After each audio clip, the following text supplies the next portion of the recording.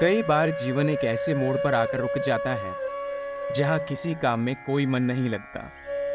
सारी जिंदगी निरस लगती है। ऐसा लगता है कि हमारा इस जीवन में कोई वजूद ही नहीं है। जितना भी कठिन परिश्रम हम करने की कोशिश कर रहे होते हैं या किसी कार्य में जोर डालने के प्रयास कर रहे होते हैं, वो सब बेबुनियाद लगता है। हर चीज से मन उठ जाता है। ऐसा लगता है कि ये दुनिया बेवजह ही जी रही है और हम इस दुनिया का हिस्सा हैं, जहां हमारा कोई अतीत कोई भविष्य नहीं है। बहुत से लोग इसी चिंता में डूब जाते हैं और अपने जीवन में आगे नहीं बढ़ पाते।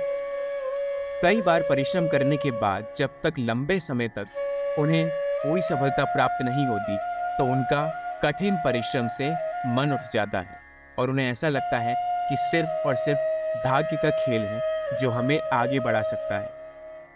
मित्रों, यदि आप एक ऐसे व्यक्ति हैं जो अपने जीवन के ऐसे मोड़ पर पहुंच चुके हैं जहां आपको सब कुछ निरस लगता है और आपका किसी भी काम में मन नहीं लगता, तो आपको आवश्यकता है कुछ देर जीवन में ठहर जाने की। लंबे समय से जो आप भाग रहे हैं और आपको विफलता मिलती जा रही है, इसने आपके दिमाग को खोखला कर दिया है और आपकी सोचने की क्षमता को फीका बना दिया है। ऐसा हर दूसरे तीसरे व्यक्ति के साथ है। ये जीवन इतनी तेजी से आगे बढ़ रहा है और दुनिया में हर दिन इतने नए नए आविष्कार हो रहे हैं कि हम अपने आप को एक खोया हुआ सा व्यक्ति महसूस कर रहे हैं। इस बढ़ती हुई दुनिया के साथ कदम से कदम मिलाना कोई आसान काम नहीं है। ऊपर से हर दिन नए मुखौटों के साथ आपको बातचीत करनी पड़ती है। हर इंसान एक झूठ का सहारा लिए लोगों की पीठ में खंजर घोंपने के लिए खड़ा हुआ है। आपसी तालमेल के रिश्ते, दिल से दिल के रिश्ते अब मानो सब बनावटी से हो गए हैं। किसी भी व्यक्ति को किसी दूसरे व्यक्ति से कोई लगाव नहीं, बस सब अपने मतलब के हिसाब से जिए जा रहे हैं, जिस जीवन का कोई मोल नहीं। ऐसे में अपना वजूद कायम रखना, अपने अंदर इस आग को जलाना कि मैं कुछ कर सकता हूँ और निरंतर आगे बढ़ना, अपने आप में एक महारत हासिल करना है। ये जीवन तो किसी के लिए रुकेगा नहीं और न ही लोग आपके अनुसार बात करना या अपना जीवन चलाना शुरू करेंगे। तो फिर आप कुछ देर के लिए ठहर कर सोच क्यों नहीं लेते कि आपको आगे क्या करना है। जीवन में विचार विमर्श करना बहुत आवश्यक है। आपको कुछ देर आराम की आवश्यकता है। आप इतना भाग लिए हैं कि अब आपका शरीर और दिमाग दोनों थक चुके हैं और यह अब और कार्य नहीं करना चाहते। इसीलिए आपको एक ठहराव अवश्य ही लेना होगा और अपने शरीर को और दिमाग को कष्ट देना बंद करना होगा। मित्रों, लंबे समय के बाद हर व्यक्ति को आराम की आवश्यकता होती है।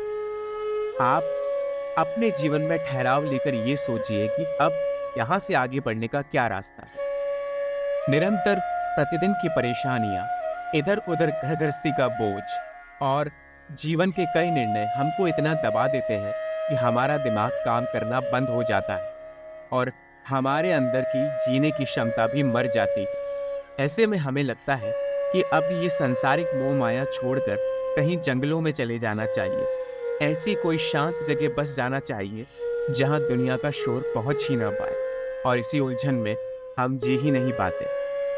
न हम शहर के होकर रह पाते हैं और न ही कोई शांत जगह के होकर रह पाते हैं।